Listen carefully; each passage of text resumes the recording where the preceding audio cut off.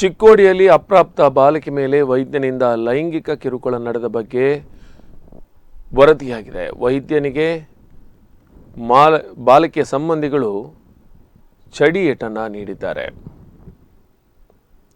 ಹುಕ್ಕೇರಿ ಪಟ್ಟಣದ ವೈದ್ಯ ಮುತ್ತುರಾಜ ಹೂಗಾರ ಎಂಬ ವೈದ್ಯನಿಂದ ಈ ಲೈಂಗಿಕ ಕಿರುಕುಳ ನಡೆದಿದೆ. ಅನ್ಯ ಕೋಮಿನ ಬಾಲಕಿಗೆ ಲೈಂಗಿಕ ಕಿರುಕುಳ ನೀಡಿದ ಆರೋಪ ಕೇಳಿಬಂದಿದ್ದು, ಬಾಲಕಿಯ ತಂದೆ ಹಾಗೂ ಸಂಬಂಧಿಕರಿಂದ ವೈದ್ಯನ ಮೇಲೆ ಹಲ್ಲೆ ನಡೆಸಲಾಗಿದೆ. ಹುಕ್ಕೇರಿ ಪಟ್ಟಣದಲ್ಲಿ ಸುರಕ್ಷಾ ಹೆಸರಿನ ಹೋಮಿಯೋಪತಿಕ್ ಆಸ್ಪತ್ರೆ ನಡೆಸುತ್ತಿದ್ದ ವೈದ್ಯ ಹೋಮಿಯೋಪತಿ ಹೆಸರಿನಲ್ಲಿ ಅಲೋಪತಿ ಚಿಕಿತ್ಸೆ ನೀಡುತ್ತಿದ್ದ. ಬಾಲಕಿಗೆ ಚಿಕಿತ್ಸೆ ಹೆಸರಿನಲ್ಲಿ ಲೈಂಗಿಕ ಕಿರುಕುಳ ನೀಡುತ್ತಿದ್ದ